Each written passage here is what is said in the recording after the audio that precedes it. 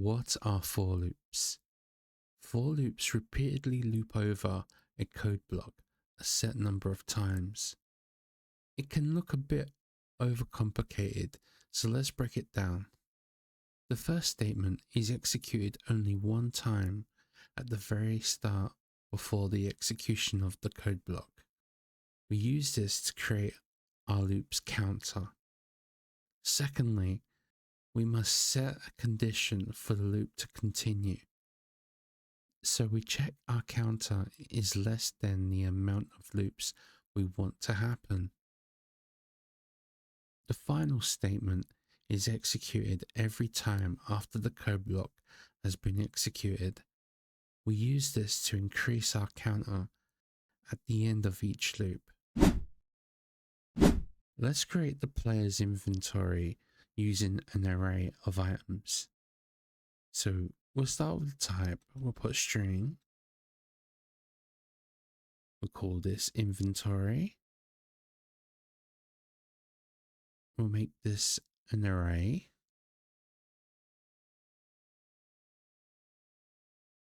and we need to give a list of items for our array. So let's put this down here, and in here we'll put potion, our first item, a little comma, and for our next item we'll put ammo,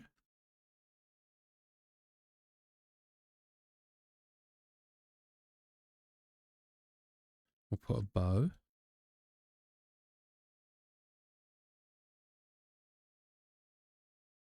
scroll, and last item we'll put a sword. Now this would be the player's inventory, and what we want to do is take each item in this array and print it to the console using a for loop.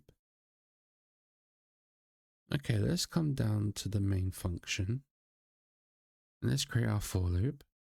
So we put for keyword, we use parentheses, and inside here we have to put 3 different statements. So the first one would be our counter. So we'd say int counter equals 0.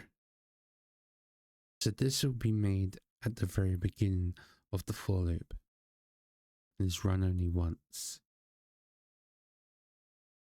The next is the condition for the loop to continue. So we would say as long as counter is less than 5, terminator. Because there's 5 items in our inventory, and also we must remember that the inventory starts at 0. And then for the final statement, we want to increase our counter, and this is done at the end of the loop.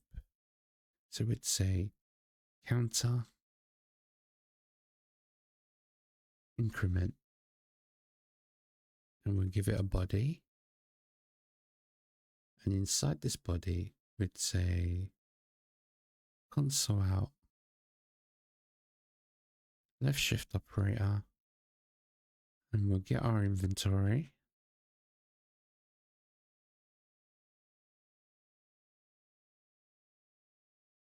and inside the square brackets we have to put the index of the item we want. So we'll put our counter, because right now it'd be at 0, so it would choose potion. When it increases again, it will go to 1 on the next loop, and that will be ammo, and then the next one will be bow, scroll, sword. Just put another left shift operator and just a little space between the items. terminator. And up here, let's put a console out and we'll just put label. We'll put inventory and give a little space. Now let's run the console. Our inventory is printing out all the items: potion, ammo, bow, scroll, sword. For loops inside of other for loops. This is called nesting. Let's delete this space. And what I want to do is create another for loop and add 3 dots at the end of each word. So start with parenthesis. We'll call this one nested because it's a nested for loop. And we'll set this to 0. For the condition, we'll say as long as nested is less than 3. So we should have 3 dots because it'll do 3 loops. For the final statement, we'll put nested and increment it. Inside the body, we'll put console out, left shift operator, and we'll put a little dot. And add our terminator. And at the end of all of that, so this is printing the name of the item in the inventory. This is adding 3 dots at the end of the word. And here we do another console out, left shift operator, and just put a space. So we got a space between the words. Now let's run the console. And as you can see, it's added 3 dots onto the end of each word. Break keyword tells the compiler to exit out of the loop. So if we was to add a break directly after it put the first dot, it should exit out of that for loop, only ever printing 1 dot. So let's run the console and see. And there you can see it's put 1 dot. So the nested for loop comes and it prints 1 dot and then it breaks out, exiting from that for loop. The continue keyword skips to the next iteration, so it's like it misses a go on one of the loops. Let's give that a try. So let's say up here we put an if statement and we'll check to see if nested is equal to 1. And if it is, then we'll say continue.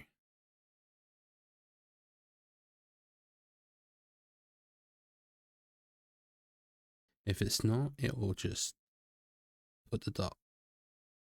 So we should have 2 dots rather than 3. So let's run the console. And as you can see, what happened was the if statement checked to see if we was at number 1. If it was, continue, don't put any dot. If not, then put the dot. The for each loop is used to loop through elements in an array, so we can use this to loop over our inventory.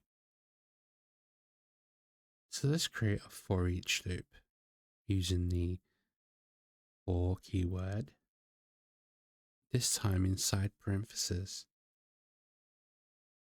two statements here that we need. The first one would be the item we want to access and make changes to and everything inside of our array. So that would be, as we can see up here, these are strings, as we can see there. So our item is a string. We'll call it item.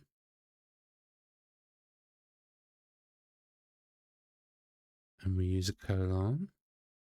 And on the other side, we'd put our array. So inventory. What should happen is it would loop through every item inside this array. So inside the body, we would say console out,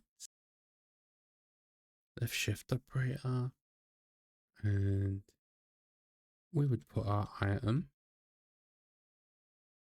We'll use another left shift operator and we'll just put space. On the first loop, it will come across this potion, and then it will come across ammo, bow, scroll, sword. So let's run the console. And as you can see, it's gone through each item inside of the array.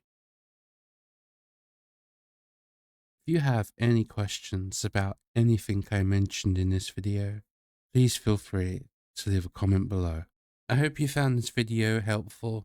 Thanks for watching, and I'll see you in the next video.